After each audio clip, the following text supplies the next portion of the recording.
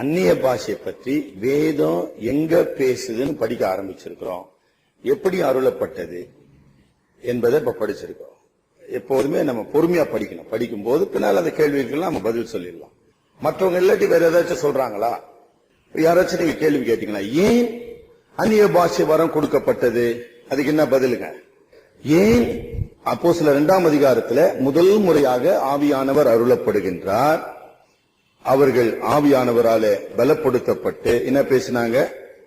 அத ஏன் அந்த பாஷை வரம் கொடுக்கப்பட்டது? அதுக்கு பதில் என்ன? அப்போஸ்தலர் 1:8 அதுதான் ரொம்ப முதல் கேள்வி. அவங்க நம்மளை பார்த்து கேட்கறாங்கல்ல, சிஸ்டர் நீங்க அந்நிய பாஷை பேசுறீங்களான்னு அவங்க நம்மளை பார்த்து கேட்கறாங்கல்ல, நாம அவங்கள பார்த்து கேட்க வேண்டிய கேள்வி, எதுக்குங்க அந்நிய பாஷை ஆண்டவர் கொடுத்தாருன்னு கேள்வி கேட்கணும். தெரிஞ்சுங்க, கேள்விக்கு கேள்வி பதிலா சொல்லணும். எதுக்குங்க அந்நிய பாஷை கொடுத்தார்? அவங்க என்ன பதில் சொல்றாங்கன்னு பாரு. ஆனா பைபிள் என்ன சொல்லுது? அப்போஸ்தலர் 1:8 படிங்க. வரும்பொழுது நீங்கள் பலன் அடைந்து எருசலேமிலும் யூதேயா முழுவதிலும் சமாரியாவிலும் பூமி கடைசி பரியந்தமும், அப்ப சாட்சிகளா இருக்கணும்னா மாம்சத்தில் வந்த இயேசுவே இரட்சகர் என்பதை அறிவிப்பதற்காக இந்த வரம் கொடுக்கப்பட்டது. ஏன் பாஷை, அந்நிய பாஷை ஏன் பாஷை வரம் கொடுக்கப்பட்டது என்ற கேள்விக்கு பதில் என்னங்கம்மா? உலகமெங்கும் இயேசுவினுடைய சத்தியத்தை, ரட்சிப்பின் சுவிசேஷத்தை நம்ம என்ன செய்யணும்? பையா சொன்னது போல இந்த அப்போஸ்தலர் 2ஆம் அதிகாரத்துல இந்த வரத்தை பெற்றவர்கள் யார்? 2வது கேள்வி எழுதிக் கொள்ளுங்க. 2வது கேள்வி, அப்போஸ்தலர் 2ஆம் அதிகாரத்தில் பாஷை வரத்தை பெற்றவர்கள் யார் அப்படின்னு ஒரு கேள்வி எழுதுங்க. இயேசு கிறிஸ்துவின் சீஷர்கள். சரிங்களா? சீஷர்கள். ஏன் அதை நம்ம போடணும்னா அவங்களுக்கு வேற உலக மொழி தெரியாது. சரிங்களா? யாருன்னு அது போட்டுங்க. 3வது கேள்வி, அவர்களுக்கு என்ன பாஷை வரம் அல்லது வரங்கள் அளிக்கப்பட்டன? எந்த பாஷை வரம் அளிக்கப்பட்டதுன்னு ஒரு கேள்வி கேட்டோம்னால் என்ன நம்ம படிச்சோம்? அந்த 6ஆம் வசனமாமா வெவ்வேறு பாஷைன்னு போட்டுங்க. இப்ப போட்டார் இல்லையா ஐயா? என்னங்க வெவ்வேறு பாஷை? அடுத்த வசனம் என்ன ஐயா படிச்சார்? 9ஆம் வசனமா 8 தங்கள் என்று சொல்லும் போது ஏறக்குறைய 17 மொழியிலே பேசுகின்ற வரம் கொடுக்கப்பட்டது. 8ல இருந்து. ஆமா, அதுக்கு ஜென்மம்னா என்ன அர்த்தம்? தாய்மொழி சொன்னா பிறந்த நாட்டின் மொழின்றது ரொம்ப சிறப்புங்க. ஏன்னா இப்ப யூதனுக்கு எபிரேய மொழி தாய்மொழின்னு சொல்லலாம். ஆனா ஜென்மம் வரும்போது பிறந்த நாட்டின் மொழி, அதான் அர்த்தம். இப்போ இங்க இருந்து நிறைய பேர் அமெரிக்கா போறாங்க. அமெரிக்கால குழந்தைங்க பிறகுது. அவங்க பிறந்த நாட்டின் மொழி என்ன? ஆங்கிலம். அதுதான் ஜென்ம பாஷை. ஆனா அவங்க தாய் பாஷை தமிழ். அது வித்தியாசமா இருக்கலாம். ஜென்ம பாஷை என்பது, ஆமா, ஆவியானவர் நிரப்பப்பட்ட பொழுதுதான் அவர்கள் பேசினார்கள். ரைட், அதுல ஒண்ணும் பிரச்சனை இல்லைங்க. ஆனா வெவ்வேறு பாஷைன்னு சொல்லும் போது அங்கு கூடியிருந்த யூதர்கள் அவர்கள் சார்ந்திருந்த நாட்டினுடைய மொழியில பேசினார்கள். எல்லாரும் ஒரே பாஷையை பேசல, எல்லாரும் வெவ்வேறு பாஷைகளில் பேசினார்கள். அதாங்க நம்ம. ஆமா, பற்பல. அது வெவ்வேறுன்றத நீங்க பல பாஷைன்னு சொல்லலாமே, தப்பு ஒண்ணு இல்லையே. அதாவது உங்களுக்கு இருக்கிற சந்தேகம், இப்போ அந்த திரும்பி அந்த ஒரு சின்ன அதுக்கு விளக்கம் காட்டுறோமே. ஆவியானவர் பேதுருவை நிரப்பினார். பேதுரு முதல்ல கிரேக்கு மொழியில பேசினாரு, கொஞ்ச நேரம் கழிச்சு லத்தீன் மொழியில பேசினார். அப்படி இல்ல, கிரேக்கு மொழியில பேசினார், கிரேக்க மொழியில பேசினார், அவ்வளவுதான். அதாவது அந்த மொழி, அதான் ஐயா சொன்னார், அது அற்புத வரம். கொஞ்ச நாள் முக்கியமா வைத்துக் கொள்ள. அடுத்த கேள்வி எழுதிங்க. இந்த பாஷை வரம் முழுக்க முழுக்க அற்புத வரமாகும். அது ரொம்ப வலியுறுத்த வேண்டிய ஒரு சத்தியம். அது ஏன் நம்ம அதுக்கு வலியுறுத்தணும்னா, இது தற்காலிகமானது அல்ல, ஜெபிப்பதற்கு மட்டும் அல்ல. ஜெபிக்கிறதுக்கு மட்டும் பண்ணிட்டு கான்வர்சேஷனுக்கு, நடைமுறை வாழ்க்கையில அவனுக்கு பேச தெரியல, அவன் போய் எப்படி அங்க சுவிசேஷத்தை சொல்ல முடியாது? சரிங்களாயா? தற்காலிகமானதா இருந்தா, சார் அது 10ஆம் தேதி பேசினார் சார், அக்டோபர் மாதம் 10ஆம் தேதி பேசினாரு, 12ஆம் தேதி மறந்துட்டார் சார்னு சொல்றது இல்லைங்க. நிரந்தரமாக கொடுக்கப்பட்டது, அதுதான் முக்கியம். ஏன் நிரந்தரமாக கொடுக்கப்பட வேண்டும்? அவர்கள் வாழ்நாள் முழுவதும் சுவிசேஷத்தை அந்த மக்களுக்கு அவர்கள் அறிவிக்க வேண்டும். ஐயா உங்களுக்கு கொஞ்சம் தெளிவாயிடுச்சுங்களா? ரைட். எல்லாரும் பேசிக்கொண்டு இருக்கிறாங்க. அப்ப கூடி வந்திருந்த 3000க்கு மேற்பட்ட ஜனங்கள் கூடிட்டாங்க. அவங்க எல்லாம் பாருங்க, படம் சரியா தெரியுதுங்களா? எல்லா தேசத்துல இருந்து வந்திருக்காங்க. அப்ப என்ன சொல்றாங்க, என்னடா எல்லாம் நம்ம ஜென்ம பாஷையில பேசுற, அவங்க சொல்றத அங்க பதிவு பண்ணப்ப ஒரு நிகழ்ச்சி குறித்து நம்ம மற்றவர்கள் சொன்ன கருத்து தான் அது, கேட்டவர்களுடைய கருத்து. ஜென்ம பாஷைனா அவங்க பேசின பாஷை தான். இவங்களுக்கு ஆச்சரியம், நீ எப்படி பேச முடியும்? ஐயா சொன்னார் பாருங்க. சரிங்களா? அப்புறம் அது அற்புத வரம் எழுதினீங்களா? அற்புத வரம் அது கொஞ்சம் தயவு செய்து எழுதிக் கொள்ளுங்க. பாஷை வரம் அற்புதமானது. அது ரொம்ப வலியுறுத்த வேண்டிய விஷயங்க. அற்புதமானது. இதுலதான் நமக்கு சில நேரத்துல ஐயா சொன்னது போல நம்ம கொஞ்சம் முழிக்கிறோம். அப்படி இல்லை. ஏன்னா நம்மளுடைய அனுபவத்துல நம்ம எல்லா காரியத்தையும் கற்று தான் நம்ம செய்யறோம். அது கரெக்ட் தான், இல்லைன்னு சொல்ல. ஆனா இந்த இடத்துல கடவுள் இந்த அற்புதத்தை நிகழ்த்தினார்.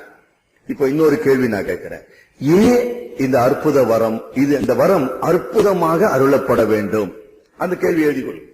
எப்போதுமே கேள்வி கேட்க கேட்கதான் நம்ம இன்னும் நல்லா விளங்கும். ஏன் இந்த பாஷை வரம் அற்புதமாக அருளப்பட வேண்டும்? சொல்லுங்க பார்க்கலாம், பதில் சொல்லுங்க. உங்களுக்கு விளங்கி இருக்குதா பார்ப்போம். ஏன் அற்புதமா? பிரமித்தார்கள் வருது இல்லீங்களா? அப்ப எது பிரமிக்க செய்யும்? ஒரு காரியம் நம்ம பிரமிக்க செய்யும் போது ஒரு காரியத்தை கண்டு நம்ம ஆச்சரியப்படுறோம். அப்படி ஆச்சரியப்படும் போது நம்ம என்ன செய்யப்படுறோம்? அந்த காரியத்தை பார்க்க அல்லது புரிந்து கொள்ள முயற்சி செய்யறோம். அதாவது ஆங்கிலத்தில் இட் கிவ்ஸ் அஸ் எ கியூரியாசிட்டின்னு சொல்லுவாங்க.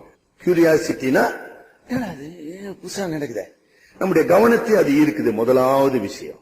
இரண்டாவது விஷயம், அவங்க என்ன பேசும்போது அவங்க என்ன சொல்றாங்கிறது கவனிக்க செல்லுது. நம்முடைய ஆச்சரியத்தை நமக்கு தந்து நம்முடைய சிந்தைகளை கவர்ந்து இழுக்கிறது. எழுதிக் கொள்ளுங்க. கேட்போருடைய சிந்தையில ஆச்சரியத்தை தந்து அவர்கள் கவனத்தை ஈர்க்க செய்கிறது. இல்லைங்களா? அதான் அற்புதம்.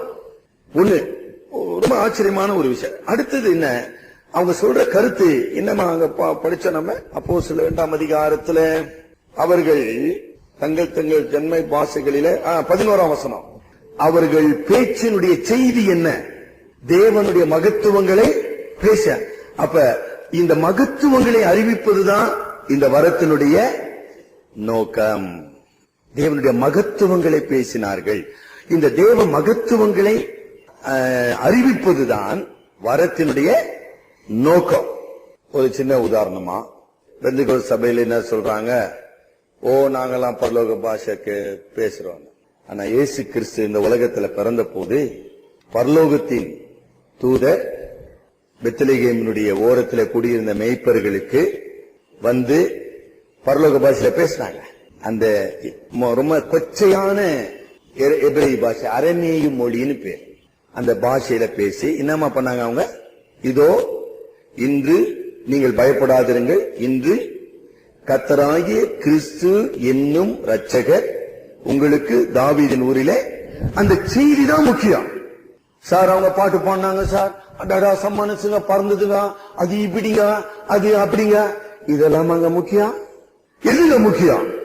இன்று கர்த்தராகிய கிறிஸ்து என்னும் இரட்சகர் உங்களுக்காக தாவீதின் ஊரிலே பிறந்திருக்கிறார், பிள்ளையை துணிகளிலே சுற்றி முன்னணியிலே கிடைத்திருக்க காண்பீர்கள். போப்பா உடனே. The message is the vital importance. பேசுகிற ஆள் மிக சாதாரண ஆள். ஆனா என்னப்பா சொல்றான்? தேவ மகத்துவங்களை பேசிக் கொண்டிருக்கிறார். அந்த மகத்துவமான செய்திக்கு மனிதர்கள் மனம் திரும்ப வேண்டும். அதான் விஷயம். ஏன் அந்நிய பாஷை வரம் கொடுக்கப்பட்டது? என்ன அழகாக வரும். கடவுளுடைய திட்டம் கரெக்டா இருக்குதுங்களா? நீங்கள் எருசலேமிலே காத்திருங்கள், உன்னதத்தின் பலனால் திருப்பிக்கப்படுவீர்கள், அப்பொழுது பூமியின் கடைசி பிறந்து எனக்கு சாட்சிகளாக இருப்பீர்கள். எப்படிப்பா நீங்க சாட்சி சொல்வீங்க? அற்புத வரமாகிய பாஷ்ய வரத்தினாலே நான் உங்களை பலப்படுத்தி நீங்கள் அறியாத தேசத்துல, நீங்கள் கேள்விப்படாத மொழியில தேவ மகத்துவங்களை நீங்கள் அறிவிக்க வேண்டும். அதை கேட்பதன் மூலமாக அந்த நாட்டு மக்கள் என்ன செய்ய வேண்டும்? மனம் திரும்பி ரட்சிக்கப்பட வேண்டும். இதுல ஏதாச்சும் குழப்பம் இருக்குதா? நம்ம சொன்னதுல ஏதாச்சும் குழப்பம் இருக்குதா? ஒரு குழப்பமும் இல்லை.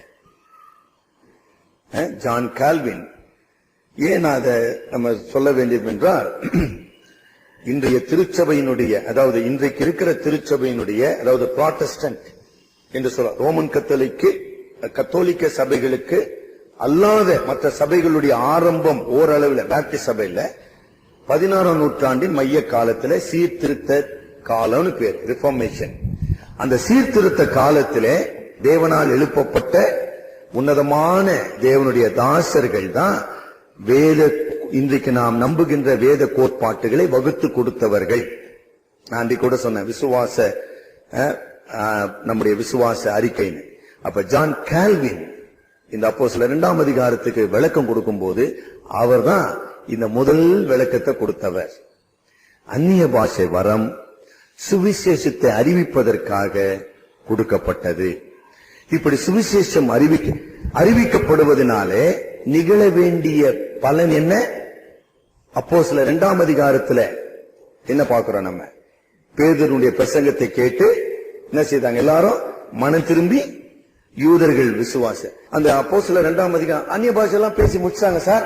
அப்புறம் எல்லாரும் போயிட்டாங்க. திருப்பி இன்னொரு நாள் வந்து அந்நிய பாஷை பேசினாங்கன்னு இல்ல. அந்த அந்நிய பாஷை பேசி முடிக்கப்பட்டது. ஆனா கேட்டுக்கொண்டு இருக்கின்றவர்கள் யார்? யூதர்கள். யூதர்களுக்கு பேதுரு எதுல பிரசங்க ஆரம்பித்தார்? அப்போஸ்தலர் எதுல பிரசங்க ஆரம்பிக்கிறார்? எபிரேய பாஷையில பேசுறார். பேசி அவங்க கொஞ்சமா பேசினாங்க எல்லாரும். It is a sample. ஆனா பேதுரு அதுக்கப்புறம் என்ன பண்றார்? ஒரு நீண்ட பிரசங்கம் பண்ணி அந்த பிரசங்கத்தினுடைய முடிவுல 3000 பேர் மனம் திரும்பினார்கள். The purpose of speaking in tongues is a conversion, salvation. ஆக அந்நிய பாஷையிலே பேசுவதின் நோக்கம் என்ன? சுவிசேஷம் அறிவிக்கப்பட வேண்டும். இப்படி சுவிசேஷம் அறிவிக்கப்படுவதனாலே மக்கள் மனம் திரும்பி விசுவாசிக்க வேண்டும். அப்போஸ்தலர் 2ஆம் அதிகாரத்தில் நடந்ததுங்களா? நடந்ததா? இன்னைக்கு அந்நிய பாஷை பேசினுக்கிறாங்களே, யாரு ரசிக்கப்பட்டாங்க? பேசுற பண்ணுங்க. அந்த கேள்வி கேட்க வேண்டாம். அப்ப அதெல்லாம் பேசினே பாங்க சார், ஜாலியா கேட்டுக்கிறேன் சார். இது என்ன, நம்ம என்ன டிவி ப்ரோக்ராம் நடிச்சுக்கிறோம்? இல்ல ஸ்கிட் நடிச்சுக்கிறோமா? இல்லமா, ரசிக்கப்பட்டாங்களா சார்? ஆதி திருச்சபையில பேசினாங்க, ரசிக்கப்பட்டாங்க. நீ பேசின ரசிக்கப்பட்டாங்களா? அப்ப என்ன பேசினுக்கிற? எதுக்கு பேசி கொண்டு இருக்கணும்? அதுதான் நான் சொல்ல விரும்புறேன். எதற்காக கொடுக்கப்பட்டது, அதை எப்படி பேசினார்கள், அந்த பேசி முடிந்த உடனே என்ன நடந்தது? 3000 பேர் மனம் திரும்பி ரட்சிக்கப்பட்டார்கள். நல்லா கவனிங்க. யூதர்களை பற்றி உங்களுக்கு தெரியும். இங்கே எடுத்துங்க, தேர்ந்த பிராமணர்கள், தேர்ந்த முஸ்லிம்ங்க சுவிசேஷம் சொன்ன கேட்பாங்களா? ஆனா திடீர்னு தேங்காய் தூக்கி போட்டு அண்ணி நின்று போயிட்டாங்க. அப்ப என்ன பண்ணுவாங்க? நான் போய் நின்னுங்கிறேன் அந்த அக்கராகாரத்துல, இந்த முஸ்லீம் மசூதியில எதிர்கா. நான் தேங்காய் தூக்கி போட்டுட்டு நின்னுங்க, தேங்காய் நிக்குதாங்க. அப்ப என் பேச்சு என்ன பண்ணுவாங்க? வந்துக்கிற யாரும் போலீஸ்ப்பா அல்ல நின்றுவான். இதேதான் வெளியூர்ல வந்த யூதருங்கெல்லாம் இந்த மீன் பிடிக்கிறவங்களும் இவங்க எல்லாம் கிண்டல் பண்ணியிருந்தால உள்ளூர்காரன் என்ன சுவிசேஷம் ஏசாமி எங்க பண்ணலாம் கேள்வி படிச்சது. இப்ப வந்த யூதன் என்ன பண்ண, என்ன எங்க ஊர் பாச பேசலாம் மீன் பிடிக்கிறோன்னு அவன் எல்லாம் அசந்துட்டான். அதான் பேர் நடக்கும்போது எல்லாம் அசந்து நின்று போச்சு. இந்த அற்புதம் நடந்து ரகசியம் புரியுதா? வந்த யூத பெருசுங்க வந்தாங்க அங்கிருந்து, இன்னும் இந்த கேலியில என்ன கேலி பண்ற, எங்க ஊர் பாஷை புளுண்டா பேசுறான்டா எல்லாம் அசந்து போய் நின்ட்டான். அதால தான் பிரசங்க. இது ஒரு அற்புதம் அங்க நடந்தது. அங்க கொடுக்கப்பட்ட அந்த ஊழியம் அந்த யூதர்களுக்கு தொடர்ந்து தமிழ்ல பேசிருக்கலாம். ஆனா எல்லாருக்கும் யூஸ் ஆகாது. நல்ல கவனிங்க. வந்த யூதர்கள் தமிழ்நாட்டில இருந்து 10 பேர் தான். அதால தமிழ்ல மொத்த பிரசங்கம் பண்ணிருக்க முடியாது. ஆனா அந்த யூதனுக்கு யூத பாஷை தெரியும், உள்ளூர் யூதனுக்கு தெரியும், யூத பாஷையில பிரசங்கம் நடக்குது. இப்ப நான் 14ஆம் அதிகாரத்துக்கு போறேன். என்ன கவனிங்க. 14ஆம் அதிகாரத்துல நான் ஒரு முறையா இதை தொடங்க, அதாவது 1ல இருந்து நான் தொடங்க போறது இல்ல. ஏன்னா 2ஆம் வசனம் ரொம்ப பிரச்சனைக்குரிய வசனம். கடவுளோட பேசுற வரன்னு அந்த வசனத்தை தான் நீங்க நானும் எல்லாரும் தொங்கி நிற்கிறாங்க. அந்த வசனத்தை புட்டின்னு தேவனோட பேசுற வரன்னு. அதில் நான் அங்க தொடங்குறது உங்களுக்கு விளங்குறது கஷ்டமா இருக்குன்னு நான் வேற இடத்துல இருந்து தொடங்க போறேன். அதை நீங்க கொஞ்சம் என்னோட என்ன நீங்க கவனிக்க வேணும். ஏற்கால இதெல்லாம் நமக்கு புரிஞ்சு போச்சு. நான் மறுபடியுமா இந்த விசுவாசியை வைத்துக் கொண்டு நான் உங்களோடு கூட சில விஷயத்தை விளக்க விரும்புகிறேன். 14ஆம் அதிகாரத்திலிருந்து நான் முன்ன சொன்னபடி பிதா குமார பரிசுத்தாவினுடைய சிம்பாலிக்கா இது வரைஞ்சிருக்கிறேன். விசுவாசி நல்லா கவனிங்க. இங்க சபையார் உட்கார்ந்து இருக்கிறாங்க, அல்ல உங்களே தான் வரையிருங்க, அதில் உட்காந்துங்கிறீங்க. இம்மா இப்போ பெந்தகோஸ்துக்காரர் நம்பக்கூடிய ஒரு விஷயத்த சொல்றேன். அவங்க பாஸ்டர் வராரு, அங்க இருக்கிற ஒரு பெரிய ட்ரெண்ட் என்னன்னா, ஒரு பார்ட்டியை கிட்டி தொடங்கிட்டு ஜனங்களை அப்படியே உற்சாகப்படுத்தி கொண்டே போறாங்க. இங்க பெந்தகோஸ்து சபை மக்கள் உட்கார்ந்து இருக்காங்க, அப்படியே உற்சாகப்படுத்தி கொண்டு அது உச்ச நிலைக்கு போயின்னு இருக்குது. அதை அவங்க குறையவே விட மாட்டாங்க கடைசி வரைக்கும். இன்னொரு ஆள் அசிஸ்டன்ட் வந்தாலும் அங்கிருந்து அப்படியே பேஸ் பண்ணுவாரு. அதை இப்போ நல்ல உச்ச நிலைக்கு போகும்போது எல்லாரும் ஆவியினால நிரப்பப்பட்டு பாஷை பேச ஆரம்பிப்பாங்க. இங்க நடக்கிறது என்னன்றத நான் அவங்க வாயில கேட்டு சொல்றேன். ஆவியானவர் எல்லாரும் மேல வந்து இறங்குனதுனால அவரோடு கூட எல்லாரும் பேச ஆரம்பிச்சுட்டாங்க. சரிதானையா? பெந்தகோஸ்து சபையுடைய நம்பிக்கை பாட்டு பாடி உற்சாகமான நிலை வரும்போது ஒவ்வொரு ஒரு ஷவுட்டிங் வரும். அப்ப என்ன நடக்குது? ஆவியானவர் எல்லாரும் மேல இறங்குனதுனால அவங்க என்ன பேச ஆரம்பிக்கிறாங்க. அப்ப அவங்க கொள்கை பிரகாரம் அவர்கள் தேவனோட பேச ஆரம்பிச்சுட்டாங்க. இங்க ஒண்ணு நல்ல கவனிங்க. இதுக்கு இவங்க இப்படி பேச ஆரம்பிச்சதுக்கு காரணம் இவங்களா, அவர் வந்து நிரப்பினதுனால? Which one? ஐயா சொல்லுங்க. இந்த ஹோல் காங்கிரிகேஷன் எல்லாரும் அந்நிய பாஷையில பேச ஆரம்பிச்சுட்டாங்க. இதுக்கு காரணம் அவங்களா, இந்த ஆவியானவர் வந்து அவங்க மேல இறங்கி அவங்களோட பேச வந்துதான். பசுத்த ஆவியானவர் அவங்க மேல இறங்குனால்தான் அவங்க அந்த மாதிரி மாறினாங்க. சரிதானா? ஆவியானவர் அவங்க மேல வந்து இறங்குனதுனால அவங்க நிலைமை வித்தியாசமான நிலைக்கு வந்துருச்சு. அப்ப காரணம் யாரு? ஆவியானவர். அப்படியானால் என் கூட நீங்க 14ஆம் அதிகாரத்துல இந்த வசனத்தை எழுதுங்க. 1 Corinthians 14:23. சபையார் எல்லாரும் ஏகமாய் கூடி வந்து எல்லாரும் அந்நிய பாஷைகளிலே பேசிக் கொள்ளும் போது அல்லாதவர்களாவது அவிசுவாசிகளாவது உள்ளே பிரவேசித்தால் அவர் உங்களை பைத்தியம் பிடித்தவர்கள் என்பார்கள் அல்லவா? நல்லா தெளிவா அதை உடனே அமைதியா படிச்சீங்க. எல்லாரும் அமைதியா அதை படிங்க. நான் மறுபடியும் உங்களுக்காக ஒரு முறையை வாசிக்கிறேன். சபையார் எல்லாரும் ஏகமாய் கூடி வந்து எல்லாரும் அந்நிய பாஷைகளில் பேசிக் கொள்ளும் போது கல்லாதவர்களாவது அவிசுவாசிகளாவது உள்ளே பிரவேசித்தார், சபையின் உள்ள வந்து பார்த்தாங்கன்னா அவர்கள் உங்களை பைத்தியம் பிடித்தவர்கள் என்பார்கள் அல்லவா? இது கொஞ்சம் பரியாசம் தானா? பரியாசம் யார் பண்றது? இல்ல இல்ல இல்ல, இந்த பைத்தியம் பிடிச்சவங்க சொல்றது ஆளு பவுல் அப்போஸ்தலன். சரியா சொல்லணும்னா ஆவியானவர். ஏயா இன்னைக்கு இருக்கிற கொள்கையை கொஞ்சம் அப்ளை பண்ணுங்க.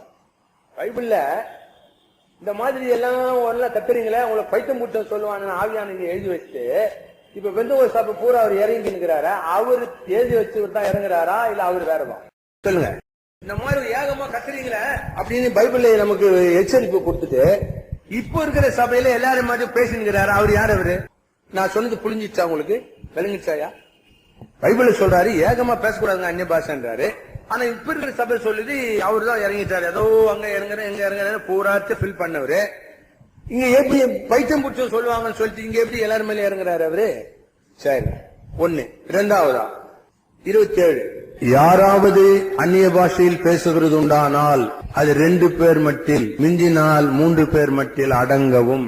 அவர்கள் ஒவ்வொருவரும் தான் பேசணும். ஒரே நேரத்தில் சபையில எல்லாரும் பேசக்கூடாது. ஒருவன் அர்த்தத்தை சொல்ல வேண்டும். அர்த்தம் சொல்லுகிறவன் இல்லாவிட்டால் சபையில் பேசாமல் தனக்கும் தேவனுக்கும் தெரிய பேச கடவன். நீங்க பைபிளை ஆழ்ந்து படிக்க வேணும் என்று நான் விரும்புறது. நல்லா கவனிங்க. அர்த்தம் சொல்றவன் சபையில இல்லைன்னா சபையில பேசாத. யார் எழுந்து? ஆவியானவர் எழுதியிருக்கிறார். அந்த கொள்கை மறுபடியும் கவனிங்க. ஆவியானவர் இந்த மனிதனோட இடைப்படுகிறார். அப்பதான் பாஷை பேசுறான். காரணம், முதற் காரணம் இவரா? ஆண்டவர் இறங்கலன்னாக்கா அவனுக்கு பாஷை அவருக்கு தானே பேசுற வரும். அர்த்தம் சொல்ற சபையில இருக்கிறானா இல்லையான்றத அவங்க கூட பேச வந்த ஆவியானவர் பார்க்கணுமா, சபையம் பார்க்கணுமா? இங்கதான் நான் நீங்க கவனிக்கிற விதத்தை குறித்து சந்தேகப்படுறேன். நான் சபை இங்க எல்லாம் கவனிக்க வேண்டும். அர்த்தம் சொல்றவன் இல்லைன்னா சபையில பேசாதேன்னு ஆவியானவர் சொல்லி இருக்கிறார். அப்ப அந்த ஆவியானவர் எப்படி அர்த்தம் சொல்லாத இருக்கும்போது நிற்போர் அவனை? அப்ப யார் பார்க்கணும் அர்த்தம் சொல்ற இருக்கிறான் இல்லையான்னு? ஆவியானவர் பார்க்கணும். எவ்வளவு குழப்படி இந்த வசனத்துடைய authority of the word of God, கடவுளுடைய வார்த்தையை இந்த கொள்கைகள் டெஸ்ட்ராய் பண்ணிடுச்சு. குணமாக்குற வரோம், அற்புதம் செய்யற வரோம். தேவன் அற்புதரியா? ஆனா அற்புதம் இப்ப ஒண்ணு கூட கிடையாது. இல்லன்னு சொன்னா நீங்க ரொம்ப அழுத்தமா என் நெஞ்ச பிடிக்கிறதுன்னு நேரம் எனக்கு காட்டுங்க. மிரக்கல. நான் மலேசியா போனேன், சிங்கப்பூர் போனேன், டெல்லி போனேன். என் அப்ப அற்புத மூர்த்தி தான். ஆனா அங்க இருந்த ஜலத்து மேல நடந்தது, செத்தவன உயிராக்குறது, கண்ணு ஒரு கண்ணு புது கண்ணு வந்தது, இந்த கை மெலிசான கை தடியா, அந்த மாதிரி ஒரு அற்புதம் இப்ப நடக்குதா? தேவனுக்காக நாம் பொய் சொல்லக்கூடாது என்று பவுல் சொல்றான். நம்ம என்ன செய்து கொண்டிருக்கிறோம்? சபைகளை ஐயா, சிலுவையை சுமந்து கொண்டு போகிறது தான் கிறிஸ்தவ வாழ்க்கை. அற்புதங்களின் மேல் மிதந்து பரலோகத்துக்கு போறது இல்ல. வியாதி ஏதோ வியாதி இருந்துக்குது பவுலுக்கு 3 தடவை ஜெபம் பண்ண, அதுக்கு மேல பண்ணாத ஜெபம் போன்ட்டார். நம்ம அநேகர் வியாதியஸ்தரா இருக்கிறோம். அதுக்கு 1000 காரணம் இருக்குது. அதுக்கு ஒண்ணு கூட கிளாரிஃபை பண்ண நம்ம விரும்புறது இல்ல. அற்புதம் மட்டும் கேட்டுக்கிறோம் ஆண்டவர் கிட்ட. பொண்டாட்டி அன்பா நடத்தியா, புருஷன் அன்பா நடத்து, மாமியார் அன்பா நடத்து, நடத்துறியா? நான் உங்களை கேட்கல, எல்லாரும் கேட்கிறேன். நான் என்னைய கேட்டுக்கிறேன். நடத்துறியா நீ? அப்புறம் எப்படி அற்புதம் கேட்கிறேன் ஆண்டவர் கிட்ட? நல்லா கவனிக்கணும் ஒரு விஷயத்த. நீங்கள் தேவனுடைய ஆலயம், அது தேவன் ஆவியானவர் வாசம் பண்றார். ஒரு தேவனுடைய ஆலயத்தை கெடுத்தா, இந்த உடம்பை நீ கெட்டினா அவர் உன்னை கெடுப்பாரு. பெருந்தீனி துண்ணு கெட்டுட்டு லௌகிக கவலையால கெடுத்துட்டு உடம்ப, அப்போ கோயிலுக்கு வந்தீங்கன்னா ஆண்டவர் எதுக்காக காத்துனுக்கிறார் உன்னை? அவர் கெடுக்கிறதுக்கு காத்துனுக்கிறார் உன்னை. பெருந்தீனி துண்ணாதானா எல்லாம் வாரி போட்டுன்னு குப்பை தொட்டி அதை வந்து இங்க உட்காந்துங்கிற பைபிள் வச்சுன்னு உன்னை கெடுக்கிறதுக்கு காத்துனுக்கிறார் அவரு. தேவனுடைய ஆலயத்தை ஒருத்த சிற்றின்பத்தினால வேற எதனால இந்த ஆலயத்தை கேட்டால் தேவன் உன்னை கெடுப்பார். எவ்வளவு பயங்கரமான வார்த்தை. நடுகிறேன் நானு. ஒவ்வொரு தடையும் வாழ்க்கையில தப்பு பண்ணும்போது நடுகிறேன் நான். அப்பா தப்பு பண்ணிட்டேன்பா, பாட்டு வராது போடும்பா, ராத்திரி சோறு அதிகம் துணிட்டேன், அந்த அம்மா கறி கொஞ்சம் ஜாஸ்தி போட்டுடுச்சு, ராத்திரி காலையில ஏந்தா ஒரு மாதிரி ஆகுது, மயக்குமா, ஊழியம் கட்டுற பொழுது தெரியாது, அந்த பொருளை சாப்பிடக்கூடாதுன்னு சொன்ன சொல்லிட்டு தொண்டை கரகரான்னு எப்பா பயந்து நடுங்குறேன் ஒவ்வொரு நாளும். நான் 40 நாளா பாய்ந்துக்கிறேன் தெரியுமா. லெண்டேஸ் ஃபுல் கவர். இத்தனை வயசுல பாட முடியாத நிலைமையில ஒரு நாள் இருந்தேன் நான். இன்னைக்கு என்னுடைய பிச்சு பயங்கரமாகுதுன்றான். இவ்வளவு நாள டிராவல்ல பாடினுக்கிறேன். சாப்பிடும் போது அப்பா கொஞ்சம் ஜாக்கிரதையா சாப்பிடணுமா, நானு தேவனுடைய ஆலயத்தை நீ கட்டி நான் உன்ன அவர் கெடுப்பார். அங்க போய் அற்புதத்தை கேட்டுனுக்கிறோம் தைரியமா. பின்லேடன் கூட போய் ஒழிஞ்சுனுக்கிறான். அவர் அப்புறம் நீ தெரியுமா, அவன் குரான்ல எழுதிக்குது, இச்சிட்டினா பரலோகத்துக்கு போடுவேன். அங்க நிறைய பொண்ணுங்க காத்துனுங்க ரூம்ல. குரான்ல இருக்குது. ஜிகாத்துனா என்ன? ஏன் வாலிப பசங்க சாக மாட்டான் போய் எழுதினுங்க தப்பா நடத்திட்டாங்க. அவனாவது போய் ஒழிஞ்சுனுங்கிறான். தைரியமா வந்து உட்காந்துங்கிற சபையில மாமியார் உள்ள தேய்ச்சிட்டு, புருஷன் உள்ள தேய்ச்சிட்டு, பொண்டாட்டி உள்ள தேய்ச்சி தள்ளிட்டு தைரியமா வந்து உட்காந்துங்கிற பின்லேடன். அற்புதம். சாஸ்திரியார் சொன்னாராம் அன்னைக்கு 90 வயசு கழுவிக்கு குழந்தைய கொடுத்து அற்புதம் பண்ணாரு. ஏன் இப்ப நம்ம ஒருத்தர் கூட யோசிக்க மாட்டோம்? அத வயசானா நம்ம பாட்டிங்களை கூப்பிட்டு நிக்க வச்சு ஜாம் பண்ண வேண்டியதுதான். அந்த ஒரே ஒரு அற்புதம் அனுப்பி சாமி ஒரு குழந்தை கொடுங்க. ஏன் அந்த தைரியம் வரல? அற்புதத்துக்கெல்லாம் ஒரு நோக்கம் இருக்குது. எல்லாம் பைபிளுடைய வார்த்தை எல்லாத்தையும் டெஸ்ட்ராய் பண்ணிட்டுமே நாமே. எங்க ஜனங்களை இட்டுன்னு போயினுக்கிறோம் நாம. இங்க சொல்றாரு அவரு, அர்த்தம் சொல்ற சபையில இல்லைன்னா நீ பேசாதுன்னு. அவர் தானே இறங்கி என்ன பேச வைக்கிறாரு. அப்ப அவர் தானே கவனிச்சு இறங்கணும். இதுக்கு என்ன மாற்றுக்கிறது இருந்தா சொல்லுங்க அந்த வசனத்துக்கு. அவர் வந்து இறங்கி என்னோட பேசுகிறாருன்றதுதான் அந்த சபையினுடைய நம்பிக்கை. பரிசுத்தாவியானவர் அவர் பேச வந்ததுனாலதான் இவன் பேசுறான். வந்தது முதல் வந்து யார் டைம் தெரிஞ்சுக்கணும். அவ்வளவு நேரம் சபை நடக்குது. அந்த நேரம் கரெக்டா இறங்குற நேரம் யாரால சூஸ் பண்ணப்படுது? ஆவியானவரால. அவருல பாக்கணும் சபையில அர்த்தம் சொல்ற இருக்கிறானா இல்லையான்னு. அப்ப இந்த வாரத்துக்கு வேற விளக்கம் கொடுக்கணும் நாம. அந்த சபையினுடைய விளக்கம் சரி கிடையாது. அப்ப இதுக்கு வேற விளக்கம் கொடுக்கணும். ஆண்டவர் வருத்தம் கொடுத்துட்டாரு, பார்த்து யூஸ் பண்ணு. 8 மணிக்கு சபை கூட்டுது, 7:45 வா ஐயர்கிட்ட போ. நான் இந்த ஊர் பாஷை எனக்கு வந்து சொல்லிட்டு போயிடறாங்க. ஜெர்மன்காரங்க வந்தாங்க. அப்போ அவங்க சொன்னாங்க நான் இந்த பாஷை பேசுறேன்னு. ஜெர்மன்ல இருந்து தமிழ் மொழி பேசுறாங்களா ஐயா? அப்ப பேசாம இரு. இல்ல சபை மத்தியில எழுந்து பேசி பார்த்துட்டு யாரும் இல்லைன்னு உட்காந்துக்கலாமா? அது குழப்பம். சபை கூடுறதுக்கு முன்னாலே வந்து அர்த்தம் சொல்ற இருக்கிறான். அர்த்தம் சொல்றவங்க இருக்கிறானா இல்லையா எப்ப பாக்கணும்? இவங்க எல்லாரும் இந்த புக்கில் இருக்குது. நான் ஒண்ணு பட்சி காட்டம் போடுறதுன்னு நினைக்கிறேன். உங்களுக்கு அதிகமா அதை பட்சி காட்ட விரும்பல. அந்நிய பாஷையானது பேசுற சபையாருக்கு விளங்காது, மற்றவங்களுக்கு விளங்காதுன்றதை ஒத்துக்கிறேன் நான். இன்றைக்கு பேசுற பாஷை கூட ஜென்யூனா இருந்தா கூட மற்றவங்களுக்கு விளங்காது. ஆனா பேசுகிற நபருக்கு விளங்காது என்பது கள்ள உபதேசம். இன்னைக்கு இங்க பேசுறவங்க யாருன்னா இருப்பீங்க, கொஞ்சம் தயவு செஞ்சு யோசிங்க. பேசுறது உங்களுக்கு என்ன விளங்குதா? முழு பாஷை வரும். நீ எனக்கு விளங்குதுன்னு கேட்டா நான் எழுப்பி கேட்ப. தண்ணிக்கு என்ன அந்த பாஷையில என்ன? நெருப்புக்கு என்ன? மாட்டுக்கு என்ன? மனுஷனுக்கு என்ன கேட்பேன் நான். எனக்கு பாஷை தெரிஞ்சு போச்சுன்னு சொன்னா எதுனா ஒண்ணு நீ சொல்ல முடியாது. கவர்மெண்ட் இதுதானு தெளிவா அறிஞ்சிருந்தாங்க. பேசணுங்களுக்கு விளங்குச்சா இல்லையா? ஓப்பன் ஹார்ட்டோட என்னோட பேசணும். நீங்க எத்தனை பேர் பேசணுங்களுக்கு விளங்கலன்ற கருத்து வச்சிருக்கீங்க? பிளீஸ் தயசுமா கை தூக்கலாம். தப்பு கிடையாது. பாப்டிஸ்ட் சபைக்காரன் இருந்தாலும் ஐயா அந்நிய பாஷை பேசணும்னு விளங்கலையாது. எத்தனை பேர் அப்படி நம்பிங்க? பேசுறவங்களுக்கு சரியா விளங்குச்சு அப்படின்னு பைபிள் சொல்லுது. உங்க அத்தனை பேர் புத்தகத்துல பேசிக்கினே இந்த அப்படியே அதை நான் படிச்சு காமிச்சேன். நல்லது. ஓகே. அந்நிய பாஷையில் பக்கம் 21. அந்நிய பாஷையில் பேசிக் கொண்டிருக்கும் போதே நமக்குள்ளே நம்மை அறியாமலே பக்தி விதித்து வரலாம். நம்ம அறியாமலே அவர் இன்னும் ஒரு பங்கு போய் மேல போய் எழுதுறாரு. அந்த மாதிரி எனக்கு புரியாத ஒரு மொழியில் நான் பேசும்போது அது எங்க எனக்கு பக்தியை உண்டாக்க முடியும்? இது சிலரது கேள்வி. இது புரிந்து கொள்வது மாம்ச அறிவின்படி சற்று கடினம். எல்லாம் இந்த உலகத்தில் இருக்கிற பெரியவங்க, இன்னைக்கு இருக்கிற பெரியவங்க என்ன முடிவு வந்துக்கிறாங்க? அந்நிய பாஷை ஒருத்தன் பேசினுக்கிறானா அவனுக்கு அது சுத்தமா விளங்காது. ஆவியில எங்க கை போகுது, அது எங்க போய் காட்டுறாங்கன்னு எனக்கு விளங்குல. ஆவியில விளங்குது அப்படி சொல்லும்போது நம்ம ஒரு ஆவின்றது வேற என்னமோ போலகுது. இது நானே பெரியவங்க சொல்றதுனால ஒத்துக்கலான்னு பார்த்தா ஆவியான தலையில நறுக்குன்னு போயிடுது. கீழ்படிய என்ன கீழ்படி எதுக்கு? அதுக்குள்ள நான் சொல்றதை ஒத்துக்கிறேன். அது என்ன இது கீழே பார்க்கலாம். அதுக்கு எதிரடியா எதனா ஆண்டு சொல்றார பார்க்கலாம். பாருங்க 14:5 நீங்கள் எல்லாரும் அந்நிய பாஷைகளை பேசும்படி விரும்புகிறேன். ஆகிலும் அந்நிய பாஷைகளில் பேசுகிறவன் சபைக்கு பக்தி உரித்து உண்டாகும்படிக்கு அர்த்தத்தை சொல்ல வேண்டும். ஐயா, நீங்கள் எல்லாரும் அந்நிய பாஷை பேசும்படி விரும்புகிறேன். ஆனா அந்நிய பாஷையில் பேசுகிறவன் சபையாருக்கு பக்தி உரித்து உண்டாகும்படி அதன் அர்த்தத்தை சொல்ல வேண்டும். முதல்ல பேசுறவரு பேசினே இருந்தாருன்னா அவர் அறியாமலே பக்தி இருக்கு வருதான். இவர் ஒரு மனுஷரு, இவருக்கு அறியாமலே பக்தி இருக்கு வருது. அந்த சவுண்டு அவங்களுக்கு பக்தி இருக்கு கொடுக்கல. சவுண்ட் இல்லைங்கிற பொருள் சம்திங் மெசேஜ் இருக்குது அதுல. அது இங்க உட்காந்துங்கிற சபையா இருக்கு. நீ தமிழ்ல சொல்லிட்டீங்கன்னா அவங்களுக்கு பக்தி இருக்கு வந்துடும். ஏயா, அங்க இருக்கிற விசுவாசி, நீயே விசுவாசி, அவனுக்கு உன் மெசேஜ் போனாதான் விளங்கினாதான் பக்தி இருக்கிறப்ப உனக்கு என்னையா புரிஞ்சுதா? பவுல் சொல்றாரு ஆவியானவரு, இங்க இருக்கிற சபையாருக்கு பக்தி இருக்கு வரணும்னா இங்க இருக்கிற மெசேஜ் போகணும். இந்த மெசேஜ் உனக்கு விளங்கலன்னா உனக்கு பக்தி இருக்கு வந்துடாது. என்னையா நியாயம்? எனக்கு புரியல. எனக்கு புரியுதான சொன்னது? உங்களுக்கு விளக்கம் புரியுதா? எவ்வளவு பெரிய பெரிய ஆங்க. நீ டெய்லி ஏதோ ஒன்று பேசுறிய, அதுல செய்தி இருக்குது. இப்ப அந்நிய பாஷை எங்குமே கிடையாது. இருக்கவும் கூடாது, இருக்கவும் கூடாது. ஏன்னா பைபிள் ஃபுல்லாகி போச்சு. இயேசு கிறிஸ்து குதிரை மேல வந்தாரு, கழுதை தப்புன்னு சொன்ன ஒத்துக்கீங்களா நீங்க? ஏன் இப்பதான் ஏன் நானு ஆவில நிரம்பி ஆண்டவர் சொன்னாரு குதிரை மேல வந்தாருன்னா அது எந்த ஒன்றும் மாத்த முடியாது. இப்ப நீ எதுக்கு போய் அந்நிய பாஷை பேசிட்டு போறீங்க? புதுசா எதுவும் வரப்போறது இல்ல. பைபிள் தான் இருக்குது. அது அந்நிய பாஷா வந்தா கூட வரும், வந்தா கூட அந்த விளக்கம் தான் வருமே தவிர வேற ஒண்ணு நீ புதுசா சொல்ல முடியாது.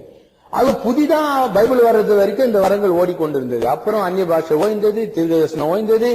அந்த காலத்துல அது ஒரு விசித்திரமான அறிவும் ஒழிஞ்சு போச்சு. எதையும் அறியக்கூடிய அறிவு இருந்தது அவங்களுக்கு. எல்லாம் ஒழிஞ்சு போச்சுன்னு தராண்டு நிறைவானது வந்து பைபிள் வந்தாச்சு. அது வேற. அதை நான் மறுபடியும் உங்களை பார்த்து கேட்கிறேன். நீ வந்து என்ன எழுதியிருக்கிற? உனக்கு அந்நிய பாஷை பசினே இருக்கும். பேச பேச உனக்கு அறியாமலே பக்தி விருத்தி வந்துடுது இந்த மனுஷனுக்கு.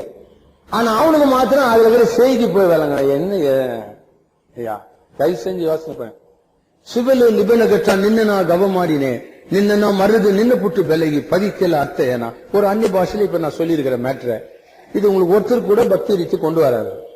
ஆனா எனக்கு சிவலு நிபன கட்டா இறுதி மூச்சு உள்ளவரை நின்ன நான் கவமாடினேன், உன்னு மேல நான் அன்பு செலுத்தினேன், நின்னு நான் மறந்து உன்னை மறக்க மாட்டேன், நின்னு புட்டு விலகி உன்னை விட்டுட்டு விலகி ஜீவிக்கிறதுல அர்த்தம் கிடையாது. இப்படி விளங்கணும். இன்னைக்கு அந்நிய பாஷை பேசுறவங்களுக்கு அது விளங்கணும். ஏனென்றால் அந்நிய பாஷை பேசுகிறவன் சபைக்கு பக்தி விருத்தி உண்டாகும்படி ஒரு 10 ரூபாய் பக்தி விருத்தி வச்சுக்கோங்க. இந்த 10 ரூபாய் அவனுக்கு கிடைக்கணும்னா தமிழ்ல அவனுக்கு சொல்லணும். ஐயா, இங்க இருக்கிற நான் அந்நிய பாஷை பேசுறதுக்கு ஆவியா நிறைஞ்சு அந்நிய பாஷை பேசி பக்தி விருத்தி வருது. அங்க சும்மா காலாயிட்டு உட்காந்துக்கிறான் அவன் தமிழ் சொல்லிட்டு அவனுக்கு பக்தி. இது 2 பேர் யார் பாக்கியவான்? யார் பாக்கியவான்? இதே 10 ரூபாய் அவனுக்கு கிடைக்குது. அவன் இந்த சிரமம் படல, சும்மா உட்காந்துட்டு இங்க இருக்கிறவனுக்கு விளங்கினாதான் பக்தி. உன்னுடைய வாயின் சத்தத்தில் செய்தி இருக்கிறது அந்நிய பாஷையில. அந்த செய்தியானது தமிழிலே மொழிபெயர்க்கப்பட்ட இந்த சபைக்கு முத்தத்துக்கும் பக்தி விருத்தி வரும். அப்ப உங்களுக்கு விளங்காமலே ஒரு எழுதி வச்சிருக்கிறியா? சபையாருக்கு செய்யற துரோகம் அல்லவா அது? இது யாரு கேட்கறது? இங்கே எழுந்து கேட்டுட்டு போய் என்ன தப்பா உளராதையா பிரசங்கம் பண்ற? போய் உட்கார், தூர குடு மைக்க வந்து வாங்கி பண்ணு. என்னையா சரி பேசணுக்கு விளங்க செய்தது இன்னொரு நியாயம், இன்னொரு ஆர்கியூமெண்ட் நான் எடுத்து கொடுக்கிறேன் உங்களுக்கு. படிங்க 14 16 17 16, 17. நீ ஆவியோடு தோத்திரம் பண்ணும்போது, ஜெபம் பண்ணும்போது, கல்லாதவன் உன் தோத்திரத்துக்கு ஆமேன் என்று எப்படி சொல்லுவான்? நீ பேசுகிறது இன்னதென்று அறியானே. இங்க என்ன கவனிங்க? பவுல் ஏ, அவன் பி. பவுல் அப்போஸ்தலன் இங்க இருக்கிறான். நீ நல்லா தோத்திரம் பண்றப்பா, நல்ல ஜெபம் பண்ற, பார் ஒரு தலை கல்லாதவன் உன் ஸ்தோத்திர ஜெபத்துக்கு அவன் எப்படி ஆமேன் சொல்லுவான்? நிதானமா கவனிங்க. இவனுக்கு ஏன் ஆமேன் சொல்ல தெரியல? இவன் பண்ற பாஷை இவனுக்கு புரியல. அதில் அவனால உங்களுக்கு எல்லாம் ஆமேன் சொல்ல தெரியுமா? தமிழ் ஜெபத்துக்கு சொல்ல தெரியுமா? எப்படி ஆமேன் சொல்லணும்? எப்ப ஆமேன் சொல்லுவேன்? எப்படி முடியும்? ஏசு கிறிஸ்து நாமத்தினாலே ஜெபத்தை எடுக்கிறோம் நல்ல அப்படி ஆமேன். இவனால ஏன் முடியல?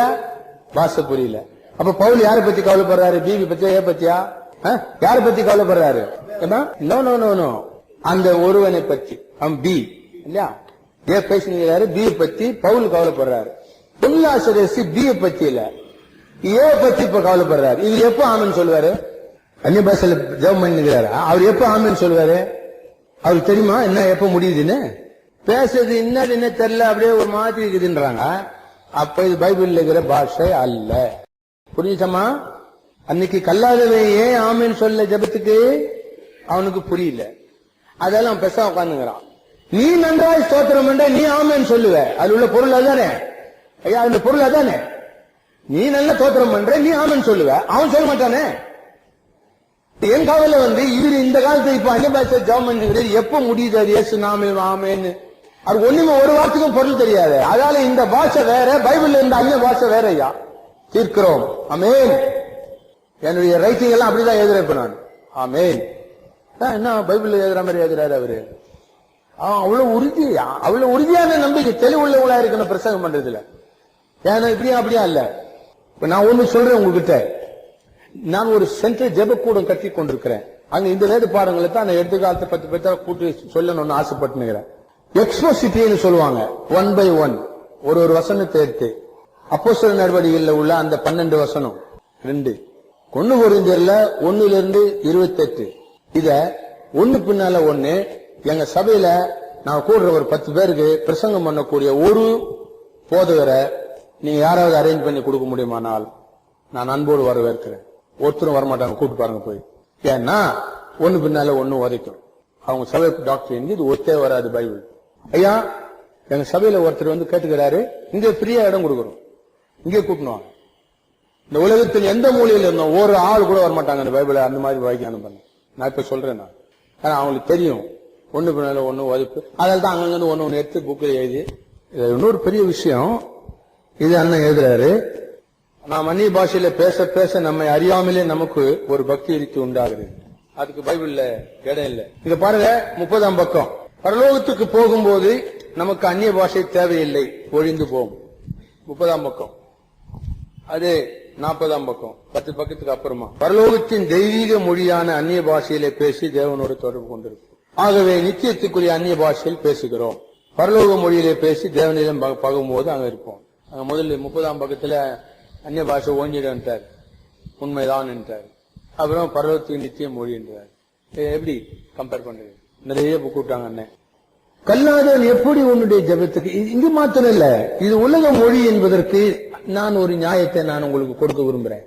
இந்த இடத்திலும் இந்த 14ஆம் அதிகாரத்திலும் இது ஒரு உலக மொழி என்பதற்கு என்ன காரியம் இருக்கிறது பாருங்க. 18ஆம் வசனம். உங்கள் எல்லாரிலும் நான் அதிகமாய் பாஷைகளைன்னு புளூரல்ல சொல்றாரு. இதுக்கு இவங்க என்ன சொல்றாங்க? அந்நிய பாஷையில ரொம்ப வார்த்தை பேசுறாருன்னு விளக்கம் கொடுக்குறாங்க. இங்க மரக்க ரோட்ல ஒரு அமைப்பு புஸ்தகம் வெளியிடுது, பிபிஎல் ஐபிஎல். அவங்க மேய்ப்பனின் கோல் ஒரு புக்கு எல்லாரும் கொடுக்குறாங்க. மேய்ப்பனின் கோல்னு ஃப்ரீயா ஒரு புஸ்தகம் அனுப்புறாங்க. அதுல பாஷை பத்தி எழுதிக்கிறது இருக்கிறதுல ரொம்ப தமாஷெல்லாம் எழுதிக்கிறாங்க. அதுல அவர் என்ன சொல்றாரு? முதல்ல 2 வார்த்தை வருமா, ஆவியான 2 வார்த்தை கொடுப்பாராம் அந்நிய பாஷையில. நெருப்பு தண்ணி, நெருப்பு தண்ணி, இல்ல ஆவி அல்லது நரகம் மோட்சம், ஏதோ 2 வார்த்தை பேசுங்க. அப்புறம் படிப்படியா ஆவியானவர் ஃபுல் ஒக்கப்பிளேரியில கொடுப்பாராம். இது எல்லாம் கொடுத்த விட அது உங்களுக்கு விளங்காதான், விளங்காமலே பக்தி எடுத்து வருமா?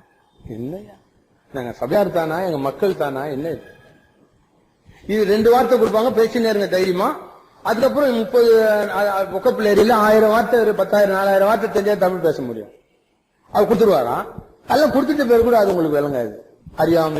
அவங்களும் அறியாமலே பக்தி இருக்கு வருகிறது இல்லையா? அந்நிய பாஷை பேசினவங்களுக்கு அவங்களுக்கு நல்லா விளங்குச்சியா, தெளிவா விளங்குச்சு. இப்போ நான் முக்கியமான பிரச்சனைக்கு வரப்போறேன். இது தேவனோடு பேசுற வரமா?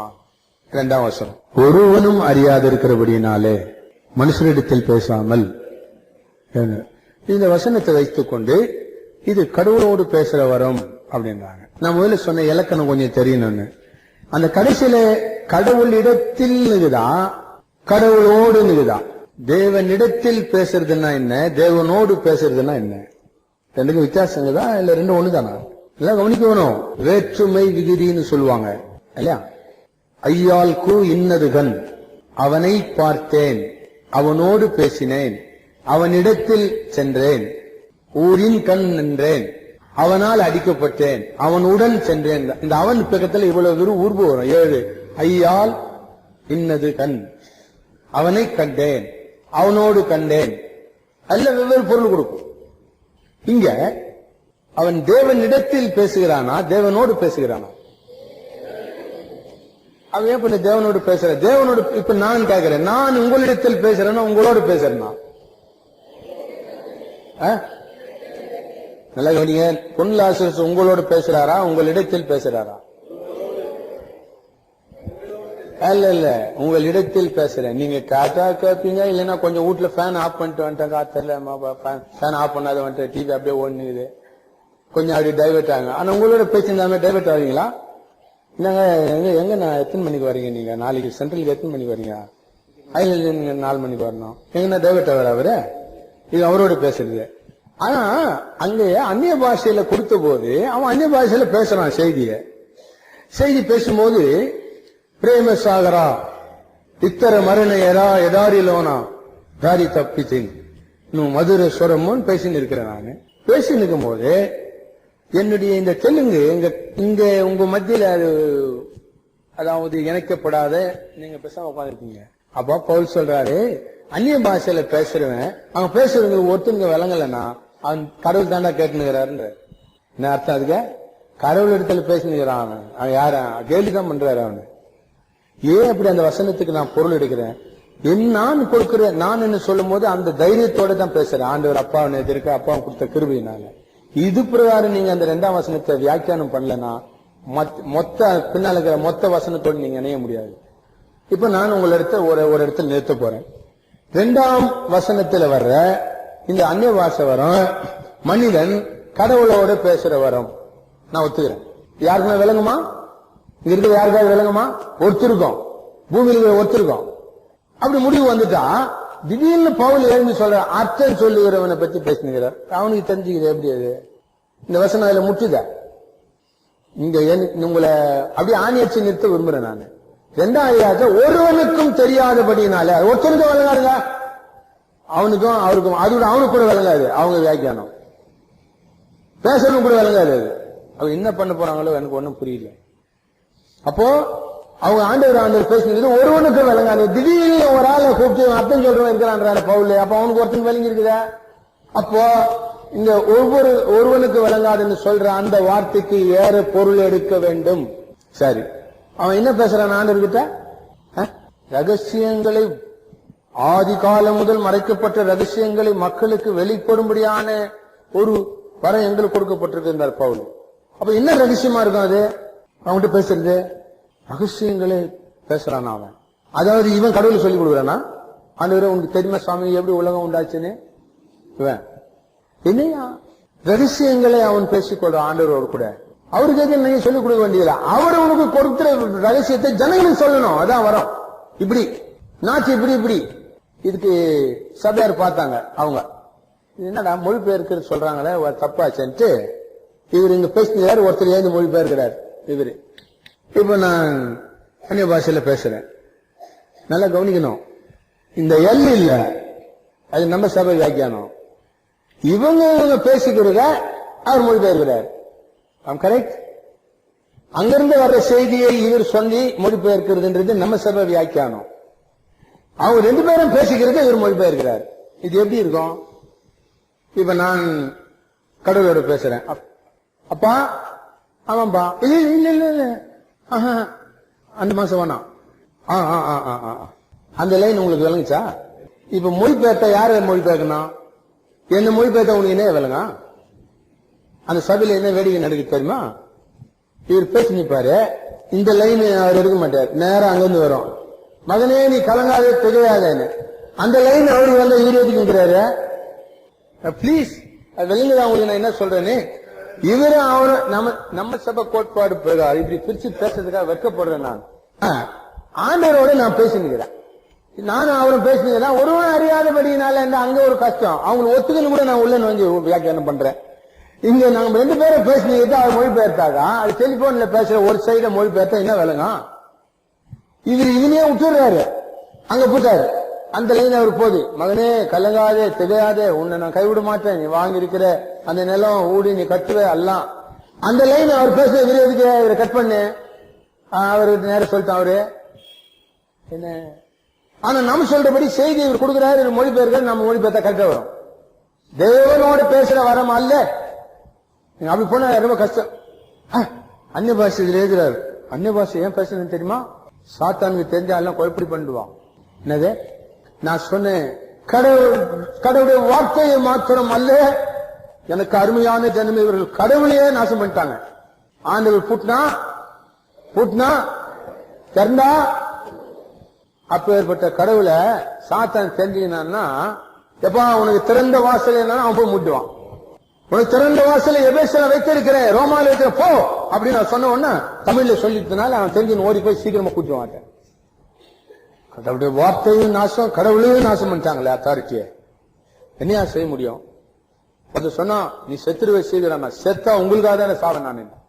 என் ஆண்டவர் இதாடி வேண்டாம். இந்த மாதிரி சபையெல்லாம் பாட்டில ரொம்ப புகழ்பெற்ற ஒரு சகோதரி என்னுடைய சின்ன வயசுல வீட்டுக்கு வந்தாங்க. எனக்கு 20-22 வயசு. இந்த தெருவில்ங்கிறாங்க. இந்த சபையில பாதி வருஷம் விட்டாங்க அவங்க. இதெல்லாம் சின்ன வயசுல ஏற்பட்ட காயங்கள் எனக்கு. ஐயா வந்து போய் சொன்னாரு, அப்பா டர்னஸ் ஐயா பாதி பொம்பளை கூட்டாங்க. அங்கிருந்து நான் பாதி பொம்பளை ஆம்பளை எல்லாம் விட்டுட்டு இங்க வந்தேன். இந்த ஜெயில உள்ள எரிஞ்சு கூட்டாங்க. எதுக்கு கூட்டாங்க அவங்க எல்லாம்? நம்ம வீட்டுல வந்து என்னுடைய மார்ல கை வச்சு, உயிரில் இருக்குது உனக்கு சகோதரனே, நீ சபைக்கு வாங்க. ஒரு நாள் சபைக்கு போய் காலையில உட்காந்துருந்தேன். போனா அந்த அம்மா பார்க்க முடியல, ஸ்கிரீன் போட்டுட்டு உள்ள நின்னுங்கிறாங்க.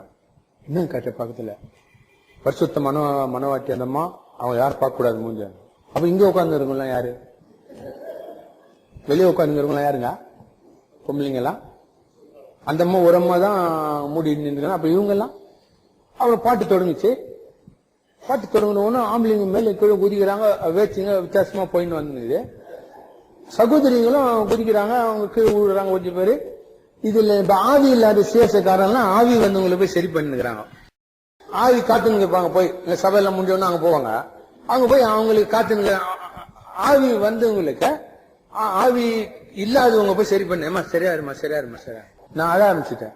தம்பி ஆண்டவரே, ஒரு அம்மாவை பத்திரமா உள்ள வச்சுக்கிற ஸ்கிரீன் உள்ள ஒரு அம்மா இந்த மாதிரி போகுது, 2 அங்கேயும் ஆவி இங்கேயும் ஆவி, என்ன சுவாமி இதுன்னு ஒரு மூப்பனர் கிட்ட வந்தாரு. பிரதர், எவ்வளவு பாவம் செஞ்சாலும் உங்களை கடவுள் மன்னிப்பார், அழாதீங்க பிரதர். என் அனுபவம் யா, நான் ஏந்தாந்தனா சபையை விட்டு வெளியே வந்தேன். அப்பா என்னப்பா இது ஒன்னும் புரியலையே. நான் பழைய காலத்து இந்த ஊழியக்காரங்கள ஒரு ஆள் தவிர மீதி பேரெல்லாம் எனக்கு பழக்கானவங்க. இந்தியாவில் இப்ப தமிழ்நாட்டில் இருக்கிற ஊழியக்காரங்க அத்தனை பெரிய தலை ஒருத்தர் தான் எனக்கு நேர் பழக்கம் இல்லை. மற்றவங்க எல்லாரோட எனக்கு பழக்கம் உண்டு. சில பேருக்கு நான் பைபிள் படிக்க தெரியாது, ஒரு அம்மாவுக்கு அவங்க நான் தான் பைபிள் படிப்பேன். அங்கே சில அனுபவம் எனக்கு ஏற்பட்டுச்சு. அப்பதான் சந்தேகப்பட ஆரம்பிச்சேன். சின்ன வயசுல சந்தேகம் வந்துச்சு. ஓ இதுல ஏதோ பிரச்சனை இருக்குதுன்னு. நான் நினைக்கிறேன் என்ன போல யாருமே அப்போஸ்தலர் 2:14 படிச்சிருக்க மாட்டாங்க. எத்தனையோ தடவை கேளுங்க பிரதரோட, எங்க போனாலும் இதே தான். வண்டியில போனா எங்க போனாலும் இதே பைத்தியமாயிட்டேன் நான் அந்த 2 பகுதியில். என் அருமையானவர்களே, நல்ல யோசனை பண்ணி பாருங்க. வித்தியாசமான பிசாசு அவனை அறியவன், அவனுக்கு அறியக்கூடாதபடிக்கு அந்நிய பாஷையில கடவுளோட பேசணுமா. அவ கடவுளை பத்தி இவங்க என்ன நினைக்கிறாங்க? அவர் ஒரு விஷயத்த முடிச்ச கதாது, அது அவ்வளவுதான். அப்ப அவர் தமிழ்ல சொன்னா தெலுங்குல சொன்னா சாத்தம் ஓடி போய் என்ன பண்ண முடியுமா? அது பூட்டாருன்னா சொன்னதே அதை பூட்டு போறான்னா ஓடி போய் தந்துருவானா? என்னையா யாக்கியானா? சரி அப்படியே இருக்கட்டும்.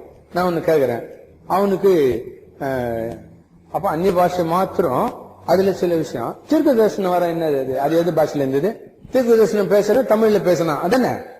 அது என்னென்ன மனுஷனுக்கு புத்தி ஆறுதல் எல்லாம் வரலாமா மனுஷனுக்கு? அது நல்லா கவனிங்க. தீர்க்க தரிசன வார்த்தையில் என்னென்ன அடங்கி இருந்தது? மனுஷனுக்கு பக்தி விருத்தியம், ஆறுதல், தேறுதல் எல்லாம் அதுல இருந்தது. அது மனுஷனுக்கு போய் சேரலாமா? மனுஷன் கொலைபாடுங்கனாச்சா? அப்ப அது மட்டும் ஏன் தமிழ்ல இருக்குது? அதை ஏன் தடை பண்ண மாட்டான்? அதை தடை பண்ண இல்லமா? தீர்க்க தரிசனம் வர இருந்தது, அந்நிய பாஷை வர இருந்தது. இது ரெண்டும் ஒண்ணுங்க. இது தமிழ்ல இருந்தது தீர்க்க தரிசனம் வரும், அது வேற பாஷையில இருந்தது, அவ்வளவுதான். அந்நிய பாஷை பேசி தீர்க்க தரிசனம் சொன்னார்கள் 19 அதிகாரம். அந்நிய செய்தி ஒண்ணுதான், அந்நிய பாஷையில சொல்லப்பட்டது அந்த தேசத்துக்கு போறவனுக்கு.